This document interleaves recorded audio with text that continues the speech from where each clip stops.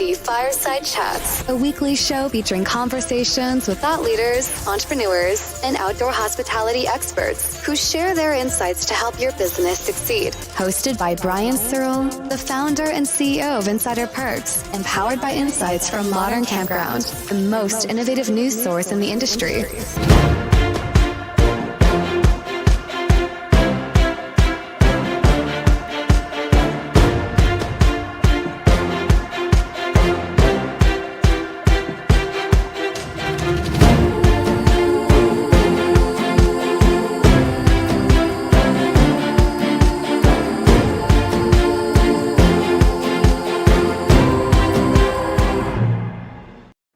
Welcome, everybody, to another episode of MC Fireside Chats. My name is Brian Searl with Insider Perks. Super excited to be here with you for our Campground owner-focused episode, third week of every month. Excited to welcome back some of our recurring guests, Whitney Scott from KOA, Candice McNamara from Staylist, Joe Duemig from At My Community, and two special guests here, Joe Moore and Troy Haney. Is it Haney? Yeah. Yeah. All right, awesome. So we've got some unique people here and some interesting conversations to have. Let's just kind of briefly maybe go around the room and reintroduce everybody if you'd like to. And we'll start with our recurring guests. Whitney, you want to start? Or? Sure. My name is Whitney Scott. I'm the Senior Vice President of Strategy at Campgrounds of America. So I look over corporate PR as well as research and just long-term visioning for the company as we grow. Awesome. Excited to have you here, Whitney. Candice? Sure. Hey, I'm Candice McNamara. I'm the Chief Growth Officer at Staylist as well as a partner. So we provide a really intuitive software that helps run operations, reservation software. Mr. Joe. I'm Joe Duemig. I am the founder and owner of At My Community. We make mobile apps for campgrounds to deal with communication and guest engagement. I'm sorry, I didn't mean you, Joe, but go ahead, Joe. I told them all I was going to do that in the back end, so sorry. Go ahead, Joe Moore. I think we're lagging. Joe Moore, Joe? owned and operated and manage. Yeah, Joe, I think we're having trouble hearing you. I don't know if it's just me. Okay, yeah, we're lagging, so we'll come back to you. Campground Consulting. Moore's Campground Consulting. Joe Moore has been in the industry forever, serves on the OHI Board of Directors. I did your intro for you, Joe. Great consultant, but we're lagging and having trouble hearing you, Joe. So I don't know if you can maybe refresh or Troy? Hi, Troy Haney up in Caribou, Maine, owner of Kacie's Campground, a new campground we built this last year, and Sprint Speedway Event Center, co-owner of that. So, am I broken or is Troy's audio weird too? It's possible I'm broken. Yeah, no, it's doing the same for me. Okay, all right. Troy, I'm sorry, it was a little bit breaking up for us. So do you want to try again, or? Yeah, Troy Haney, owner of Kacie's Campground, that was built this past year. Also own Sprint Speedway and Event Center up in Caribou, Maine. Yeah, it's still a little bit choppy. Maybe just try to refresh and rejoin or something. But we got the most of it. So Troy's from Lacey's Campground. He's got a really interesting and compelling story to tell us about how he got his campground started. I'm really excited to hear it and how that kind of plays out. So before we get to that, I know we're having trouble here with Troy and Joe's audio. For our recurring guests, is there anything that's come across your desk since you've last been on the show? I know Whitney, it's been a couple months. Obviously, KOA is doing a lot of great things with their research reports, and I think the North American Camping Report is coming up. I've been trying to get Scott to tell me what's in it. He won't. I've threatened him. I've tried everything in my book. He says it's private. He's got an NDA.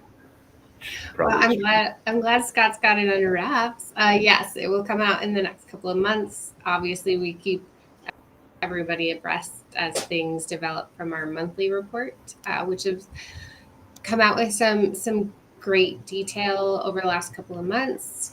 Campers are coming out a little stronger from a travel perspective, which sometimes from the campground industry, we don't see that in the bookings. Well, it's really about campers just traveling, and they're traveling more, and they've booked a higher percentage of campers have booked some sort of travel already this year, which is great. Into that shows well for the entire travel industry, which we are a part of. And what we're also seeing is that there's kind of this trend towards some more family booking and group bookings. So a lot of these first bookings in 2024 are family reunions, their birthdays, their times to get together. And that's really exciting to see as it kind of correlates to what people are really putting as priority in 2024. But we can dig in as you want to. But that for me is kind of the highlight we're seeing right off the bat here this year. Well, let's do that for a second. I mean, we might as well. We got to start somewhere, right? So let's talk about, I mean, obviously it's been a couple months. You've got probably a ton of data that I should have probably read and haven't had time to do anything. But I've skimmed over some of it.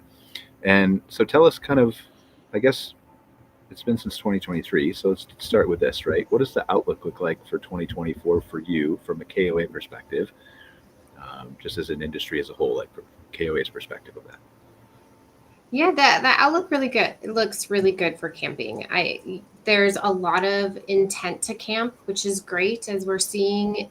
We've seen really good numbers coming from November and December in the entire camping base.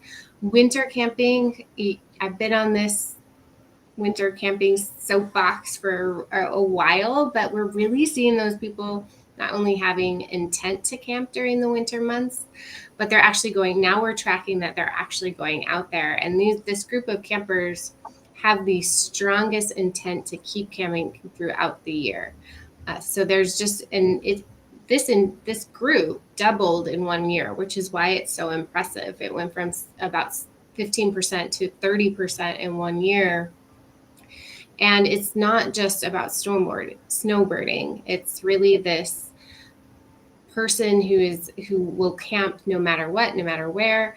It's usually related to some sort of winter activity, whether that is going to a beach or hunting, fishing in colder areas. So I have heard anecdotally as well at some of the shows over the past few months that a lot of the buzz around winter camping is there aren't a lot of campgrounds open or marketing that they're available to utilize in northern parts of the nation and in Canada where people do want to winter camp.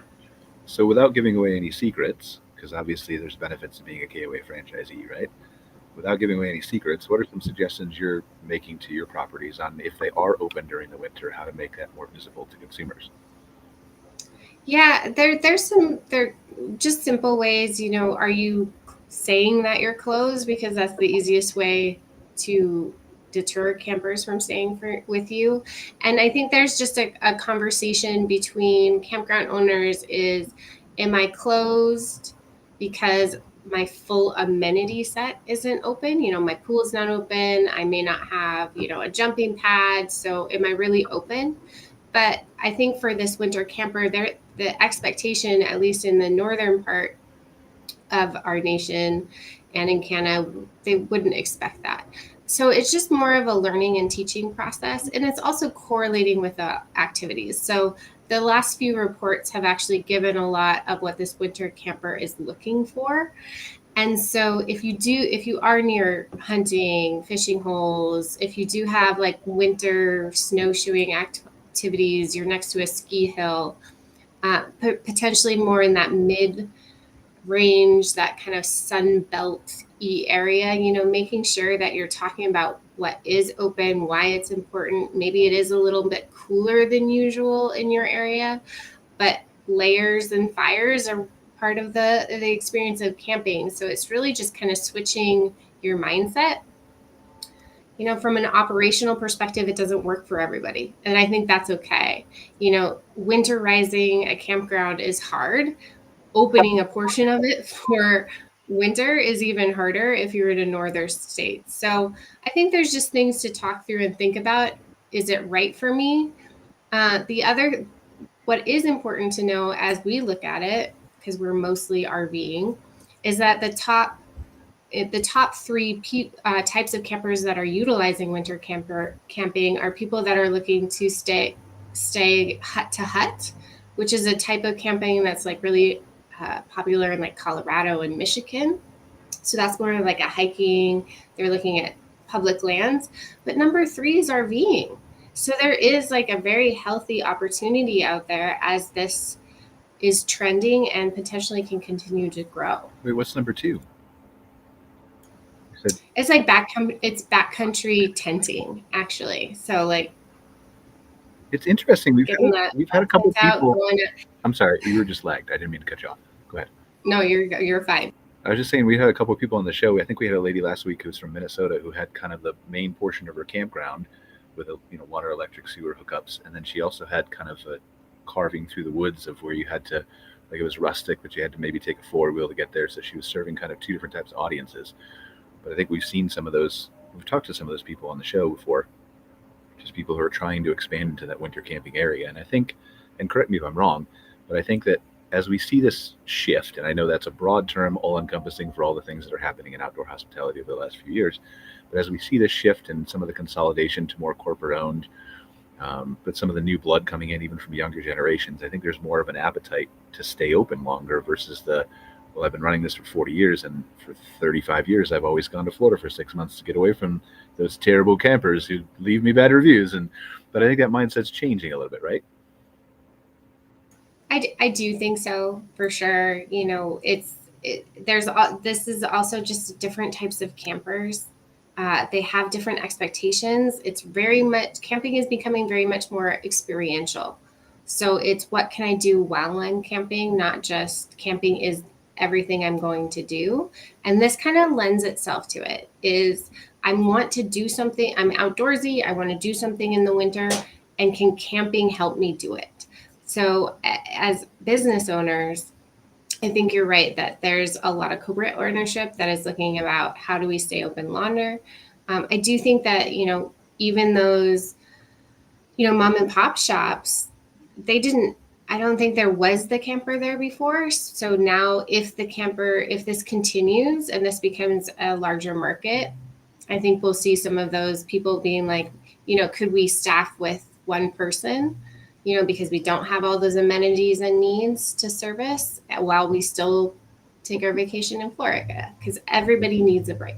Yeah, and I think that's the importance of the work that you do at KOA with your research reports and obviously your franchisees and the education and all that is just, you're one of the most visible organizations, obviously, in the industry. And for you to be able to say, like, to not only the owners of the parks, look, here's an opportunity, but to the campers that now you're starting to see more of these parks open because we're educating the owners that there are opportunities. Like, we're just pushing against headwinds where there just wasn't that audience for a long time, probably honestly because of both things, because we could always go skiing and snowshoeing, and right, but there was never the internet to disseminate that information to everyone. And to your point, Brian, too, there wasn't the gear that there, 10 years ago, the gear level of ability from a heat perspective, it has really helped the ability for people to be out in the outdoors much longer in different temperatures. I think as RV manufacturing looks at this,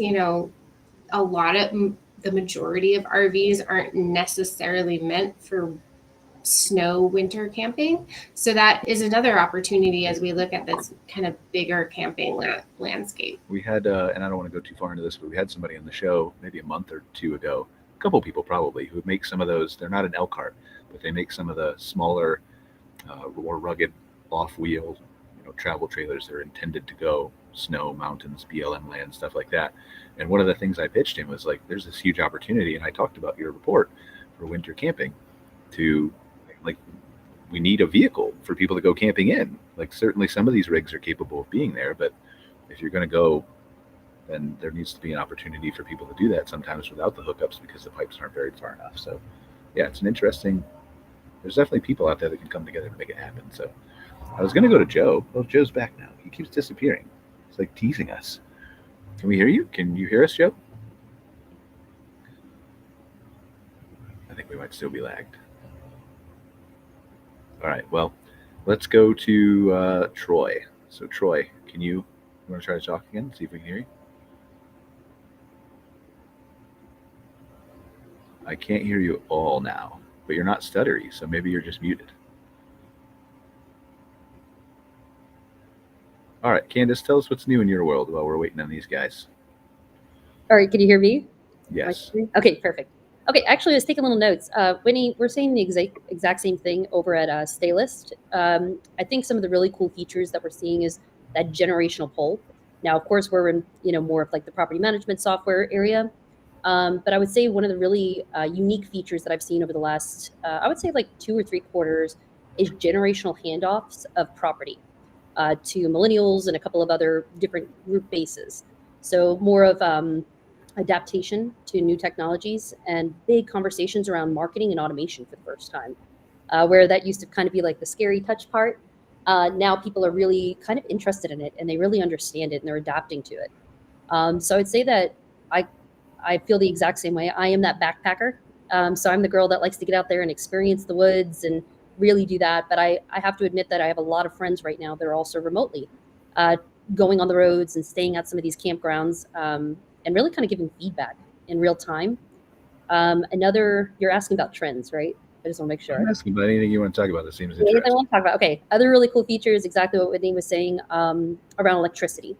10 years ago, even 5 years ago, talking about these companies like Wild Energy and Marine Sync, really automating those processes and being able to winterize those parks has definitely become something totally different. It's really expedited over from last season or last winter to this winter, of people not really needing all the bells and whistles, but really wanting to winterize those even transient parks that they have, and then using them kind of interchangeably, where it's 50% of the year or whatever the time that they're out, wanting to use automations, wanting to use electricity, generational handoffs, so parks that are kind of going from one hand to the other.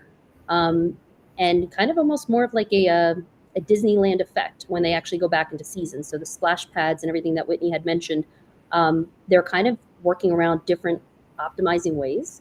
And that's been kind of really interesting to see. The other thing too, to speak to some of those trends, is we've seen a really big jump in groups and sometimes even overnights and deposit policy changes. So those were just a couple of small trends that I've seen that I could definitely pinpoint and say we're seeing the exact same thing, even on a software angle. So lots of needs for more high-end features, point of sale, all-in-one. It just seems like the industry as well as the consumers are really adapting to wanting to move fast and to actually travel more often.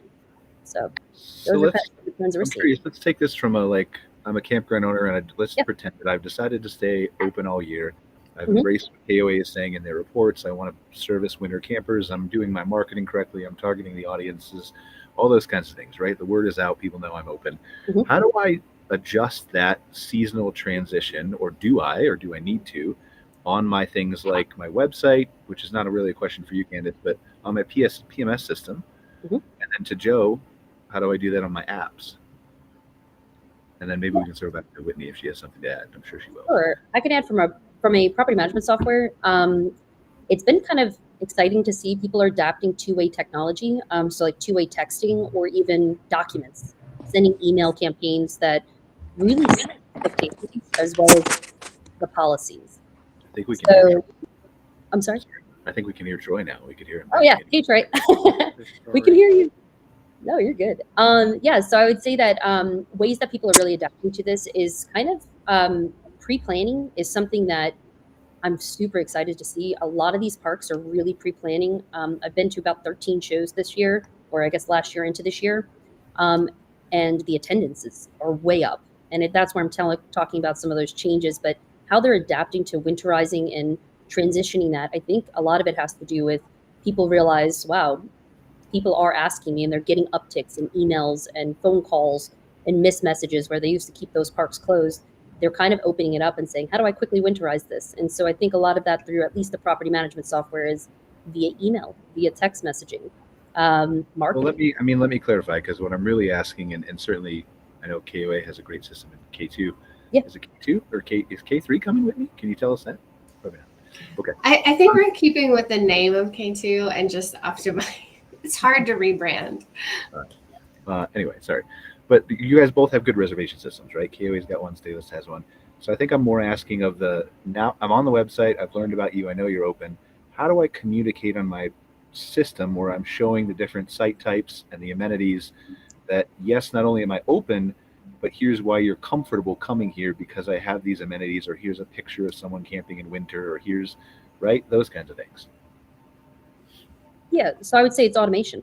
That's kind of what we see is like, at least, and I don't want to speak for K2 or anything, but I would say that it's chat boxing, right? So a lot of people are adapting to chat boxes, getting a lot of questions in and out, and then they'll actually use software or their websites to target those people that are coming in and asking those questions. So really customizing what winter looks like versus what summer looks like.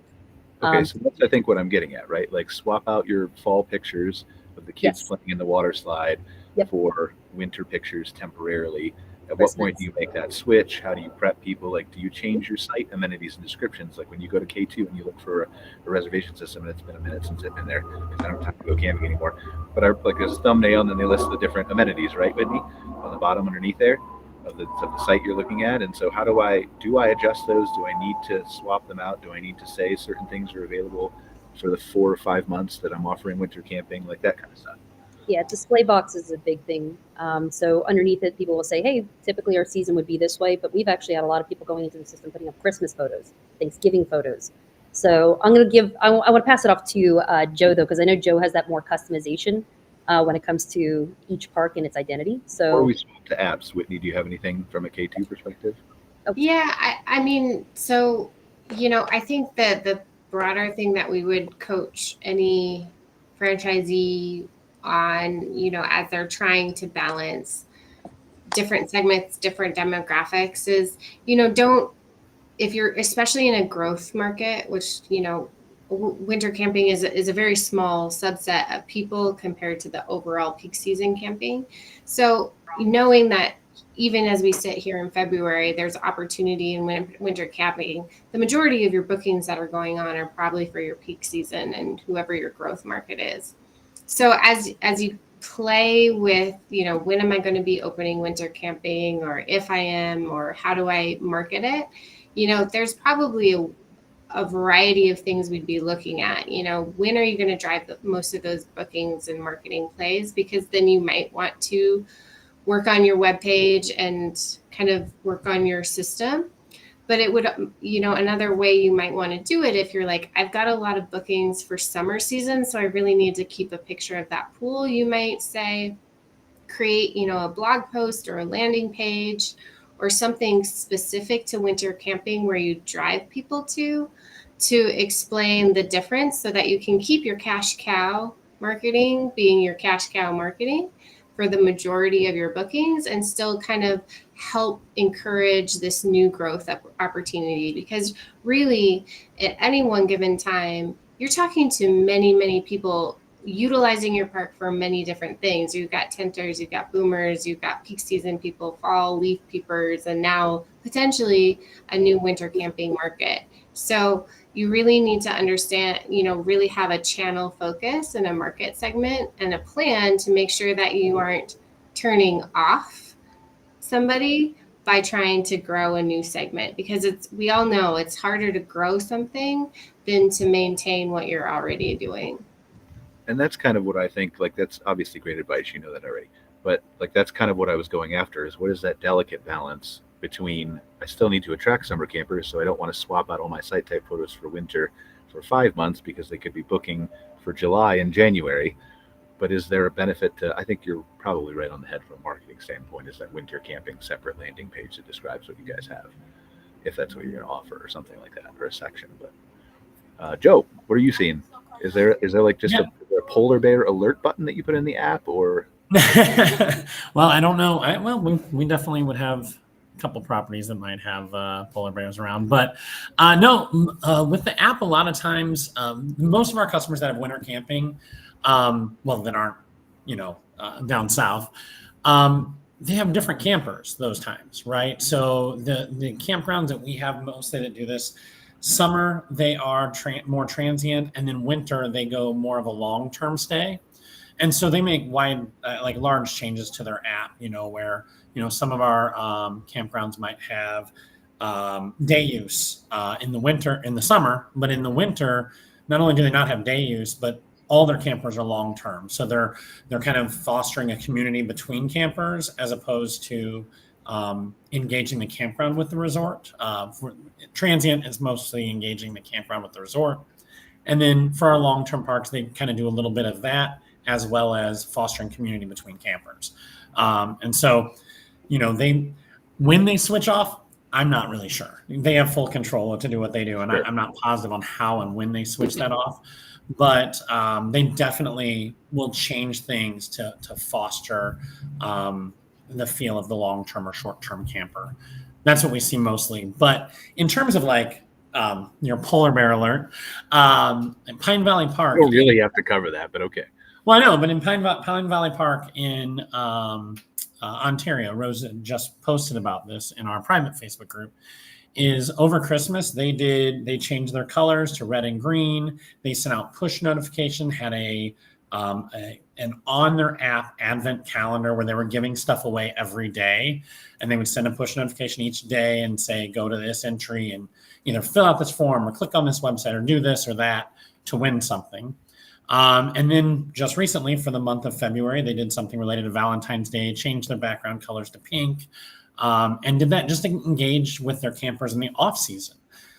We have resorts that aren't open in the winter that will send out trivia questions in right around Thanksgiving or right around Christmas. And if you enter that, the next time you book, you get free firewood delivered to your site.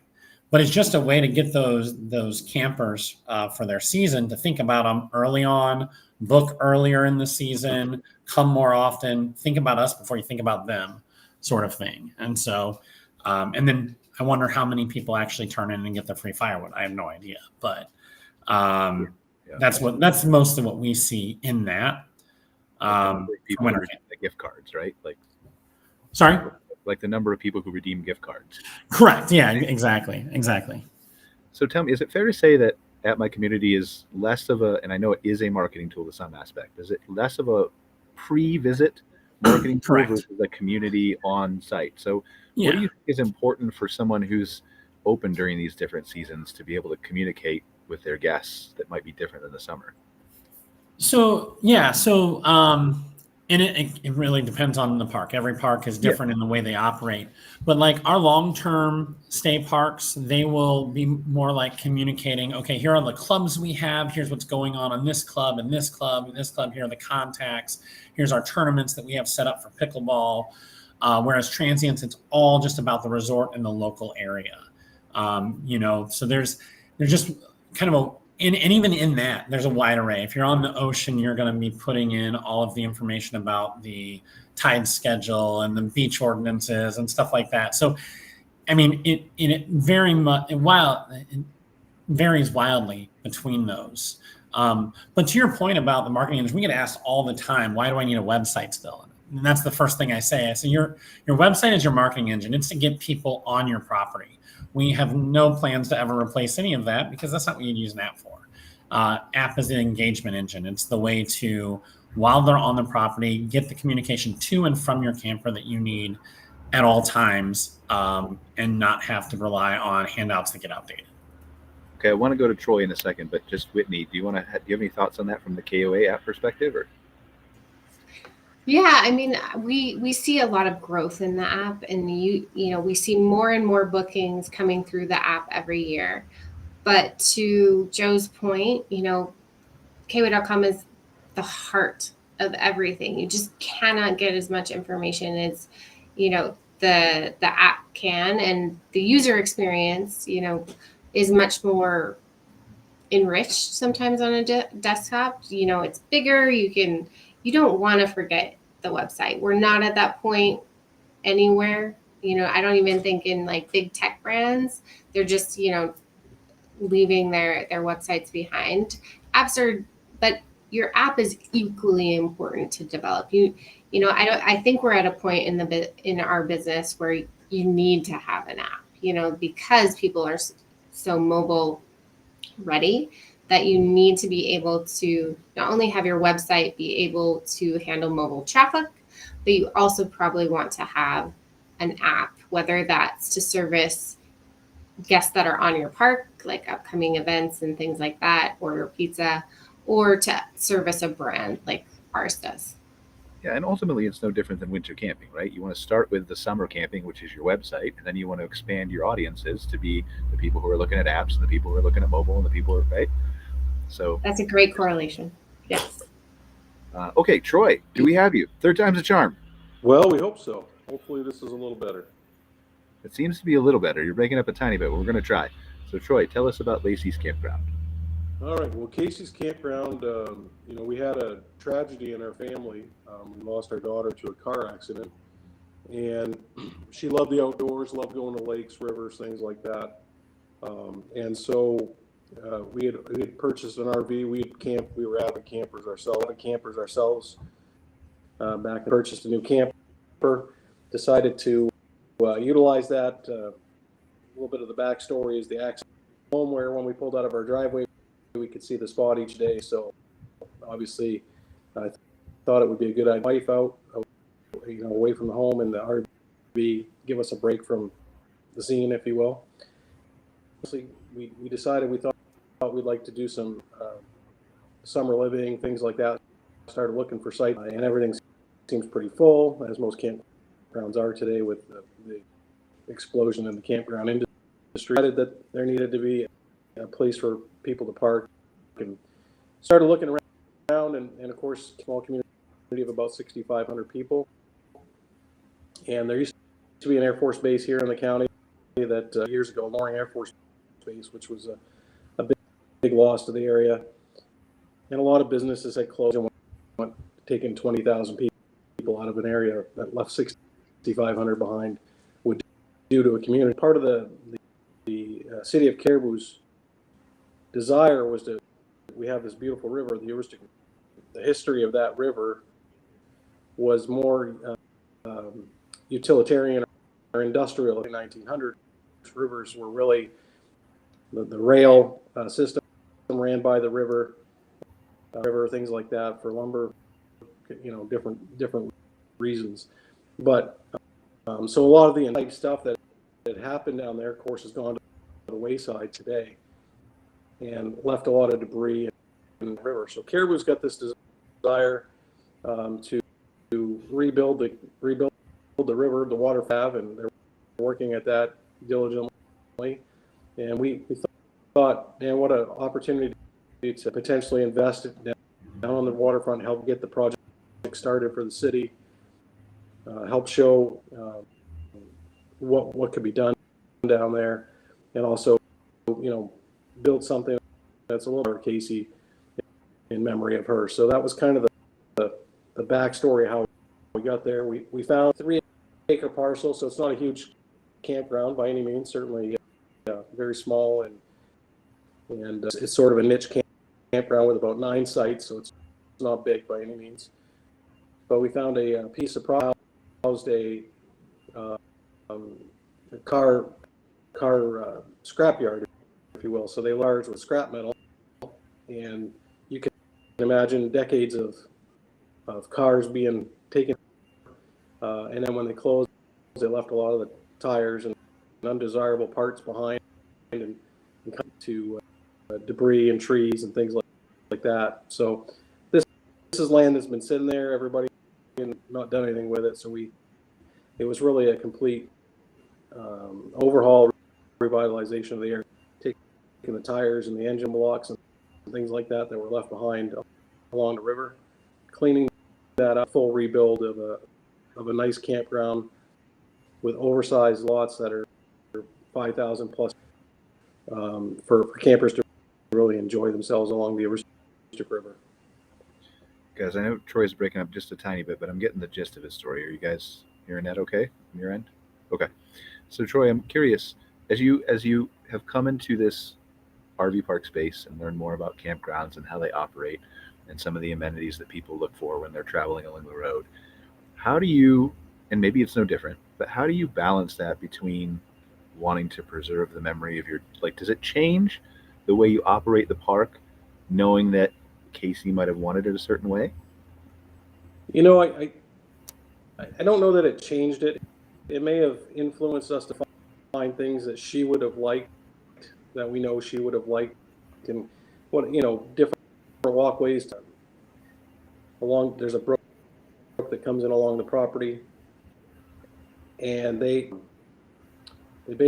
basically have an old culvert, if you will, concrete culvert that comes through the rail, a bit of a waterfall, and again, that was buried back in some trees. Thought that would be a spot she would think was really cool. So paths, put some seating there for people to go and enjoy the waterfall, the sound of waterfalls, and to relax at. So, there's sort of some of those amenities. We've got lots of wildlife in and around the area, and ATV access to it's a lot of the things that she would have liked were already there. We just had to sort of open them up and accentuate. Do you have plans to continue, I don't want to say improving, but changing, adapting, or do you have things that you're still on your list of things that you feel could change or adapt that would be more closer to what she would kind of see as her vision of the park? Yeah, I mean, we'll continue to try to improve and add some burn things like that, more playground areas. As far as the campsite, we probably, as far as we can go at this point, again, due to space space situations of what we have for the river, and but we wanted to make each site feel in. That was the goal. So we outfitted again, being a small campground, we outfitted each campsite with storage sheds. So each person, then they pull in and park, they've got a bikes in or whatever they may have with them. We've Wi-Fi with a hotspot in each site, so there's no drop from one end of the campground to the other. A lot of those sort of things to just, give people a great experience. And we're sort of lending ourselves that are looking for a place to live for the summer. So it's not really an overnight camping. It's more of a small community that we've developed that people will come in RV for months at a time. Well, it's not a great story, but I think you know what I mean. And I'm glad that you showed up and told us the story. And I'm sorry you're cutting out a little bit, but really appreciate being here. And I think let's try to, Whitney, I know we have a lot to talk about. Do you have anything else that's come up besides winter camping, because we're headed into spring now? Do you have anything that's come up in the North American, well, you can't tell us that, the monthly report since we've last talked that you feel is worth highlighting? Yeah, I think one of the things too we're tracking right now is booking windows. Just trying to, while we've seen campers book travel, we also want to see, are they booking earlier? Are they booking later? And so one of the things is, just part of it is to kind of give campground owners an idea of what they should be expecting as they see travel coming in, is that the majority of our RVers are actually lengthening their booking windows right now. And I think what we see that go towards is they want to get their spot at their campground for those key camping holidays. And that's what we're really seeing right now, the Memorial Days, the 4th of July, the Labor Days. Interestingly enough, we tracked this last year in the omnibus. We were tracking a lot of pushing of reservations and canceling trips to later in the season. And we noted that due to weather last year. As we come into this year, we've actually seen that trend correlate into a very small trend of campers right now that are actually shortening their booking windows. The biggest portion of this, it's about 16% of the camping market say, I'm actually going to shorten my booking window this year. And there's 3 reasons for it. One is, or two top reasons for it. One being work events, work events. I'm looking at different types of travel, and then also weather related. And so why is this important? Why is this something that we're watching? Well, we've seen something shift in 1 year that's now impacted a decision set. And it's important for campground owners, especially if you service a lot of tenting groups or a lot of younger campers because this is the highest subset of them. And so if they're shortening their booking windows, you might be looking at the report and seeing all this travel booking and not feeling it in your own reservations. Well, it could be because you service a lot of this market who's like, I don't want to make a booking until I know that it's going to really happen. I'm not going to book for my June and July in my tent because of the heat wave that went through last year, or that I'm really unsure about, my work schedule. And so I'm going to hold it for a while. So it's something we're watching because it could, grow as we continue to see weather evolving, as we continue to see work in office, not in office evolve. So it's just something that I think we should be aware of. And especially if we cater more to tenters or younger campers, you might actually be feeling some of this impact this year. Booking windows fascinates me because we've had the same kind of conversations with our clients. But before we maybe lose Joe again, Joe, do we have you?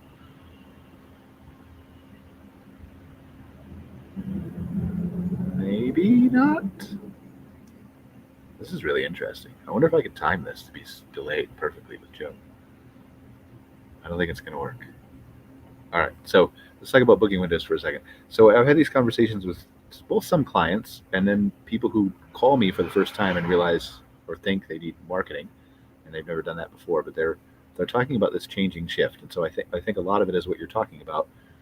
Do you think that some of the behavior is related to, like, people are booking longer stays at, yes, their favorite parks for the reasons that you talked about, but is there a mindset of I want to stay one or two places instead of 5 or 6 this year?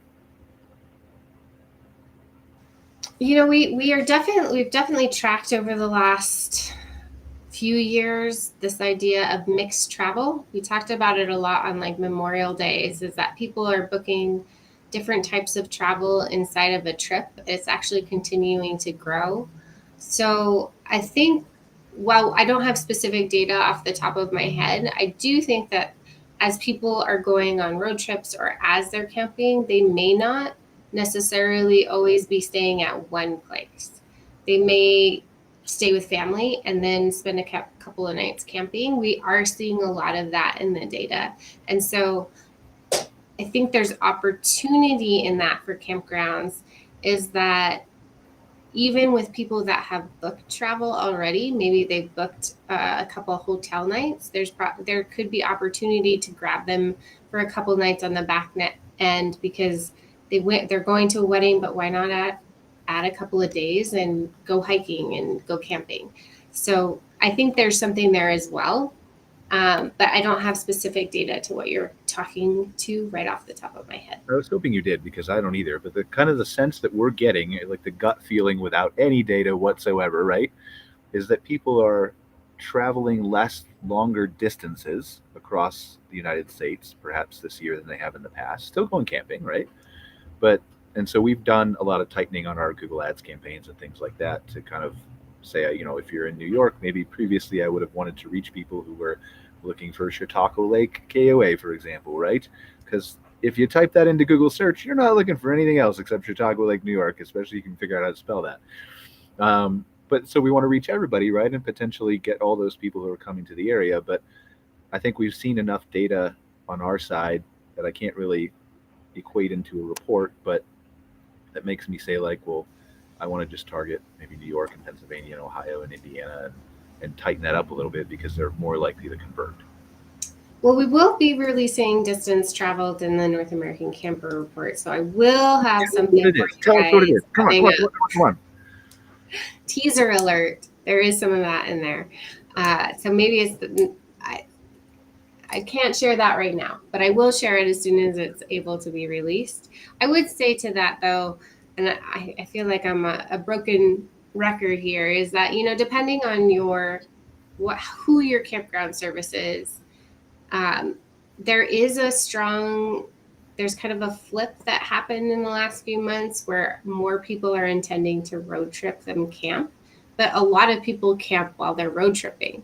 So if you're in a road trip market, you just want to be careful that, you're not trying to really focus on your local business only, you still want to service that cash cow. It just might also be about being a little bit more flexible and looking at different opportunities. In the last few years, because camping has been booming, we've really only had to market to campers, people literally looking for camping. But now it might be something where we have to understand travel behaviors or greater travel behaviors to really get that consumer into the park. So it's understanding, are you road tripping, and can I grab you into my campground on that road trip? Because that's a completely different online journey and potentially search. Yeah, and I completely agree with you. I mean, and you think of all the low-hanging fruit opportunities. Winter camping certainly is one of them, what you just talked about is one of them. But also the people who just love the outdoors. Maybe I'm going fishing. Maybe I'm going hiking. Maybe I'm, wherever. I like going out on the lake or water skiing. All those people love being outside. So it stands to reason they would be less of an uphill climb to convert into people who would regularly go to campgrounds if they knew of your brand. So. Well, Okay. Brian, if it makes you feel any better anecdotally, we're driving about 2,200 miles to go to a campground this summer. So, well, Joe, not everybody runs $1 billion app company. Oh yeah. But I was going to ask you and Candice too, simultaneously. Like, do you see just trend-wise when you're talking to, and it could be booking windows or anything else, but just trend-wise, what do you guys see from talking to all your parks? You want to go? So you want to? No, you can go ahead, Candice. Okay. So one of the things that we're seeing is like everything Whitney is saying 100%. Like we're seeing the exact same thing, but it's very specific to weather. So that's something that damage policies, all these weather needs and stuff like that are really what's kind of been transitioning. I would say another factor that we kind of recently adapted, we already had it in the software for years, but it's been used heavily, almost 50% more than it was used last year, is the flexibility calendars. So in the previous years, it was kind of like they knew when they were coming, they knew the exact dates, they weren't as flexible. But we do see that we have these availability flexibility calendars, and we have heat maps of them. And we can see people consistently going almost weeks or months ahead of time, and then coming right back to the same dates, and then choosing a totally different date than they originally placed in. So if that's kind of something that you're looking for, that's been, I would say that is spot on some of the trends that we've seen. But what about unique Candice only stay list exclusive trends? NDAs. No. So what do you want to know? No, I'm just kidding. I don't know what I don't want to know. That's the or however that, I don't know. Yeah, I would say that, I mean, there's quite a few different things that we're seeing that are really kind of unique and custom to our software in particular that we've been tracking for years, and that we've just kind of really seen kind of set off that we didn't anticipate. Things that we almost were going to sunset that have really come back into the realm. And I think it's very, very similar to what Whitney's saying, which is like this kind of experiential park experience during this season and even from last season. So that's as detailed as I can get for right this second. But if there's something specific you want and I feel like I can divulge, I will. Literally, like everybody on the show is like teasing, but I can't really tell you. Yes. Joe, are you going to say the same thing?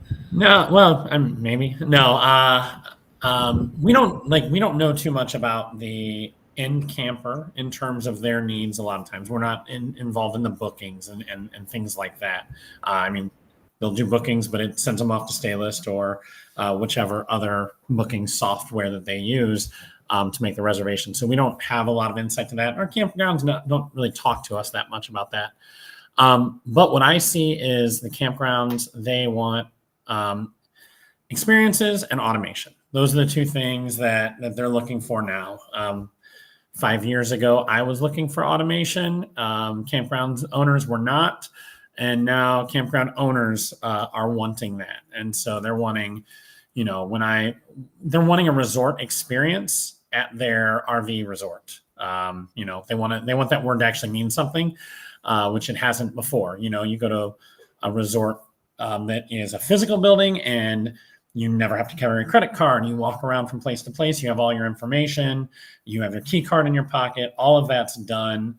And campgrounds are wanting, or resorts, our outdoor hospitality resorts are wanting to have that as well now. So that's kind of the things that we've been working on. And they also are much more inclined to worry about not putting things in two places like that.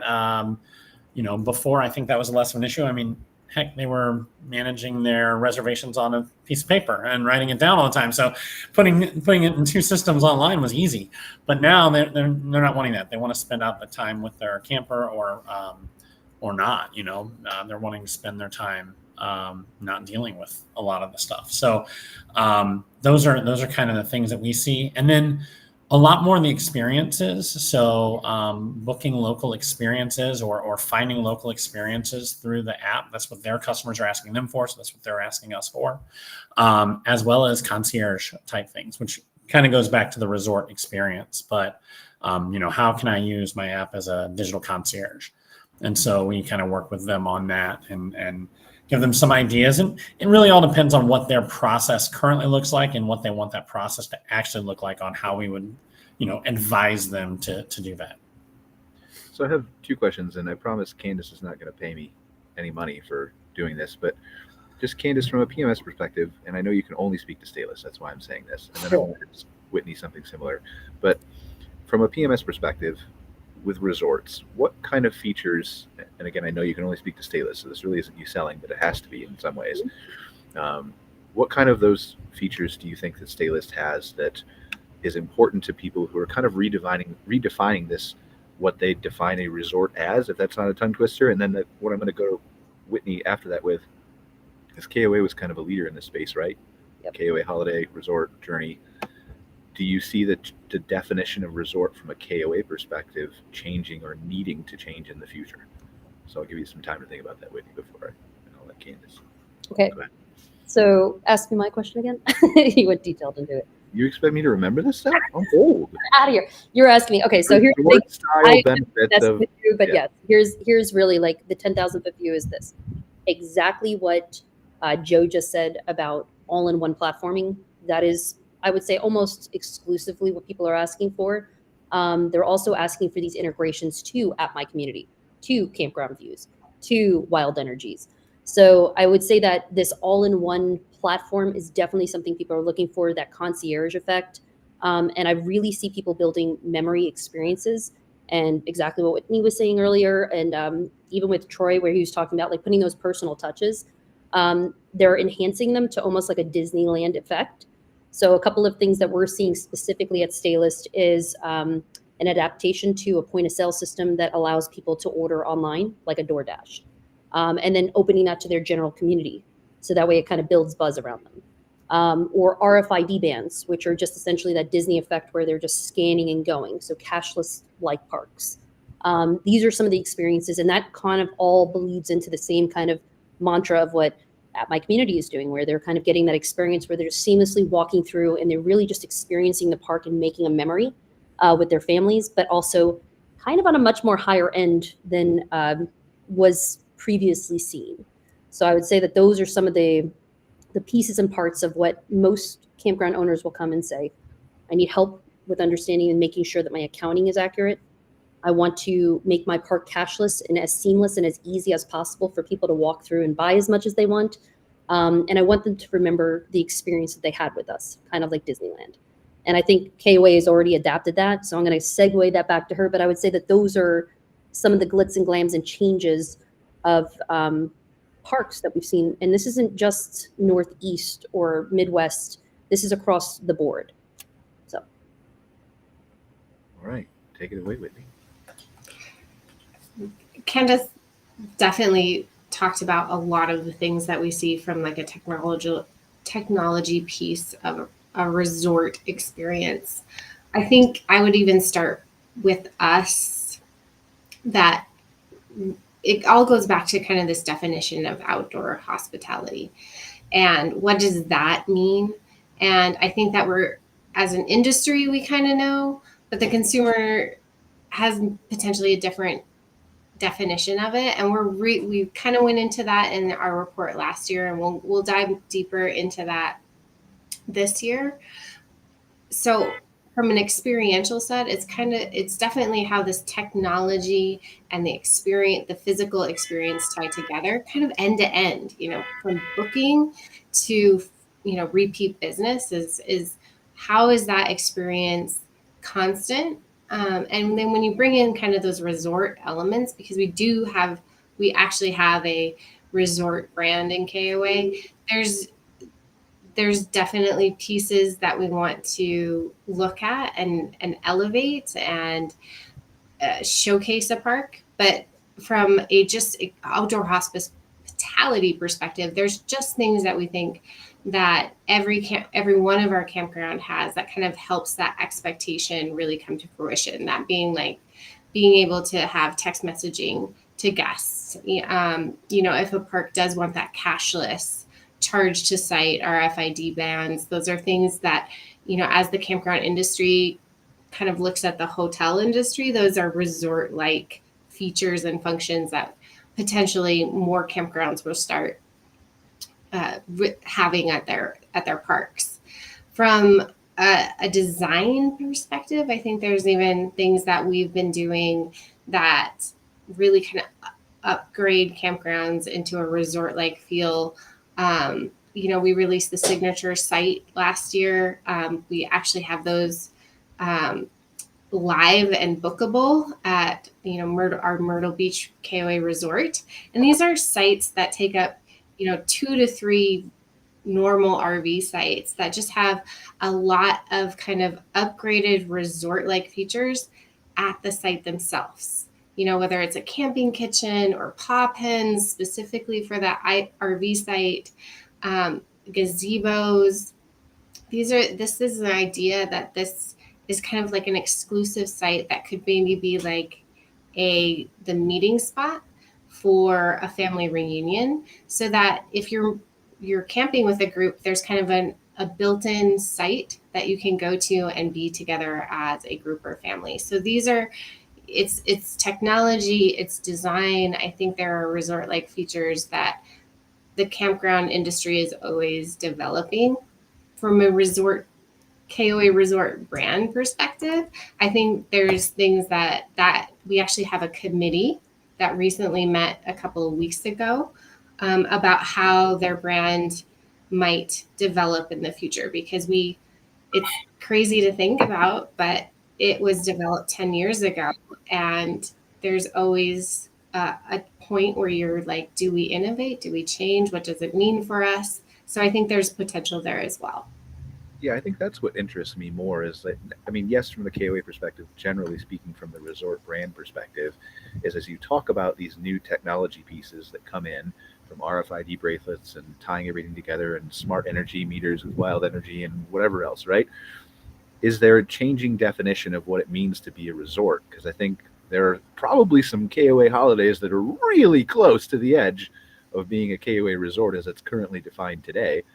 And I'm not going to sit there and say, like, well, do you think that? I'm not going to put you in that corner, Whitney, but just generally speaking, from a resort standpoint, I wonder if there are certain things that could make a resort without the traditional definition of it. Yeah, I think it for sure. I think as consumers' minds change and adapt, and all of our campgrounds grow in amenities and services, that it's prudent on every one of our brands to kind of relook at it at a point in time, because brands, even as they come out with this is who we are, if you don't take a look at what your kind of core products and services are, you're going to outdate yourself, because consumers are going to change past you. So I think it's just that evolution that we're coming to a point where it's like, okay, let's get together, let's look at this. It's funny that you say that about holidays, because some of our holidays for sure have wonderful resort-like amenities, and really our brands are meant to make sure our consumers understand what they can expect. They might be wowed over and above for sure, but they at least know that, hey, a journey has this. They're more, they have a lot of pull-throughs. They have in their store more RV specific accessories. And then maybe at a resort, it's like I can expect, that there's going to be food at the location, that I'll never have to really step off to get anything else. So it's more of an expectation than a full, we would never have necessarily like a journey, holiday, and resort right there together, because it's more about the expectation. Here's an interesting data point. We released our report on reviews in January, but I'd be interested to see a study on whether holidays that are closer to resorts get more 5-star reviews because they are wowed more, because the expectation was lower in some ways than coming into a resort. That would be an interesting data point to have someday. But they're not good, better, best, Well, no, I know, but what I'm saying is that if you're marketing yourself as a holiday but providing more of a resort level experience, then there's more of a potential for a guest to be wowed versus coming in and expecting a resort. You have to deliver a little bit more to wow them into a 5-star, I think, generally speaking, not from a KOA perspective, but just generally overall. Is that fair or no? You can say no. You can tell me I'm an idiot. Well, it was surprising to that is because I can only see our customer data about our customers, is that a lot of our journeys actually have really high scores, as well as a lot, it's really, I think it's really about I'm back on my marketing box. I really think it's about how that campground is setting expectations and then delivering over and above, regardless. 100%. And that's what we really trade, is that no matter what you are, your service and amenities, if you can provide that wow factor, and that you're present, you're there, your yellow shirts service is on par, like that wow factor is going to be there. 100%. That's exactly what I was trying to say. Just kind of like the holiday and the resort is a small part of that, or a big part of that marketing piece of overall setting those expectations. So I know we're a little bit over today. Anybody have any final thoughts before we go? I have No? one. Just 'cause I thought about it later, and I'm sorry because I kind of answered wrong earlier. We were talking about winterizing, and like 100% with what Whitney said is like, build a landing page, send that traffic there. Don't mess with your cash cow. But one thing that is, I will release, exclusive to you, Brian. One thing that has been crazy this last winter is we have storage models. And so a lot of our parks that had never even done anything related to winter events have been opening up their parks to bring in storage, and allowing those spots to kind of be filled throughout that season for when they open. And it's, similar to like when I was at Amazon, they had the storage pool for tractor trailers. And so that's just something to kind of, speaking to a campground owner, is not something that's out of the scope. So long as they are winterized, you're not getting that antifreeze all over the place. But those are things that a lot of our clients have adapted over even just the last couple months. So I just wanted to end the note in there. If you're trying to make a little bit of extra money and not have to do any work or have people overhead on there, that's something that has definitely popped up. Awesome. Well, thank you so much. I really appreciate everybody being here for another episode of MC Fireside Chats. Joe, I'm really sorry we couldn't get to you, couldn't make the audio work, but just send an email to Shar. Shar is actually watching this right now. Let's get Joe back on and try to, because he's got a lot of valuable stuff we want to pick his brain about. He's been in the industry a very long time, so we'll try to get you back on, Joe. Troy, really appreciate you being here. You got to, again, I want to default by saying great story, but you know exactly what I mean. I just perhaps can't find the right words for it. Yeah, I would add real quick to that, to maybe look at that a little different. Is yes, we had a trap. We are taking the first steps to help the town rebirth, have fun memories going forward. Families will have fun there. And so we want to look at the positive side of that. Yes, we had a tragedy, and we're going to make the most of that and turn it into something beneficial for people that are out camping. It's a truly inspiring perspective. I don't know if I would be that good if it happened to me, but it's great to hear that you are. So, Joe, thanks for joining us as well another week, and then Whitney, of course, for sharing all your valuable insights and data. And we will see you guys next week on another episode of MC Fireside Chats. Take care, guys. See ya. Thanks. Bye-bye. Thank you. Thanks for joining us for this episode of MC Fireside Chats with your host, Brian Searl. Have a suggestion for a show idea? Want your campground or company in a future episode? Email us at hello@moderncampground.com. Get your daily dose of news from moderncampground.com. And be sure to join us next week for more insights into the fascinating world of outdoor hospitality.